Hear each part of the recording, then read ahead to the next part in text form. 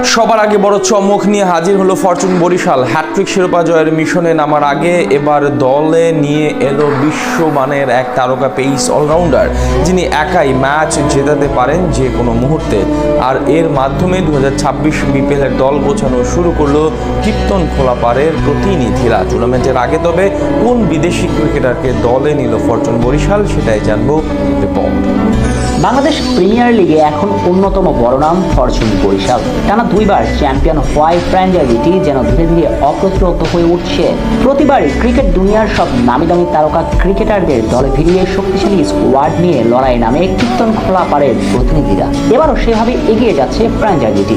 আগামী আসরকে সামনে রেখে টুর্নামেন্টের প্লেয়ার ড্রাফটের আগে এক বিশ্বমানের তারকা পেস অলরাউন্ডারকে স্কোয়াডে দিয়ে চমক দিল বর্তমান চ্যাম্পিয়নরা।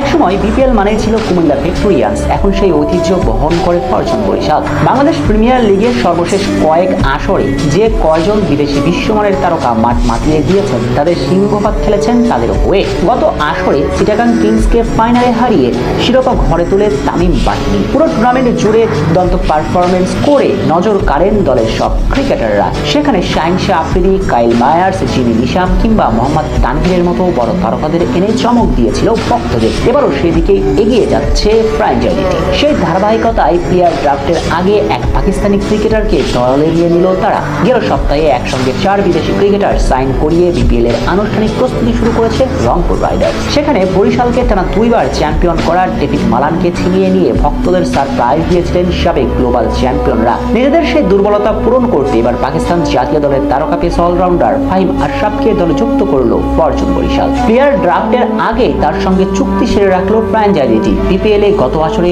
অবশ্য তাদের হয়ে খেলেছিলেন এই ক্রিকেটার, যেখানে 11 ম্যাচে বোলিং করে নিয়েছিলেন 20 উইকেট, গড় ছিল 14 নিচে। সব মিলিয়ে বাংলাদেশ প্রিমিয়ার লিগে এখন অব্দি 19 ম্যাচে 30 উইকেট উঠেছে ফাহিমের জুড়িতে। এছাড়াও ব্যাট হাতে বেশ ভালো অবদান রাখার সামর্থ্য রয়েছে তার। 19 ম্যাচে 170 রান করেছেন প্রায় 787 স্ট্রাইক রেটে। সর্বসাকুল্য টি20 ফরম্যাটে 235 ম্যাচে নিয়েছেন 230 উইকেট, সাথে করেছেন 2184 রান। সেখান থেকে বলা চলে আগামী আসরে ফাহিম হতে পারেন বরিশালের বড় ট্রাম্পার। তার পাশাপাশি বিপিএল এর আগামী আসরে আরো বেশ কিছু চমক নিয়ে হাজির হতে পারে ফ্র্যাঞ্চাইজিটি। বিশেষ করে তাদের হয়ে টানা দুইবার শিরোপাজয়ী সদস্য কাইল মায়ার্সকে এবার দেখা যেতে পারে লাল কালো জার্সি পরে মাঠ মারাতে। সবশেষ 2 আসরে তাদের হয়ে 166 স্ট্রাইক রেটে 452 রান করেছেন প্রায় 45 গড়ে। এদিকে আবার বিপিএল এর প্রতিদ্বন্দ্বিতা বাড়াতে বিদেশি মালিকানাধীন প্রতিষ্ঠানও আনতে পারে বিসিবি। সেটা হলে স্বাভাবিকভাবে বৃদ্ধি পাবে টুর্নামেন্টের জোশ। পাশাপাশি এবার সবগুলো দলের জন্য ট্রফি জয় হবে বেশ চ্যালেঞ্জিং। সেই কারণে তাদের সাথে পাল্লা দিতে সব ধরনের প্রস্তুতি নিতে চাইবে ফরচুন বরিশাল। আগামী অক্টোবরে হতে পারে টুর্নামেন্টের প্লেয়ার ড্রাফট।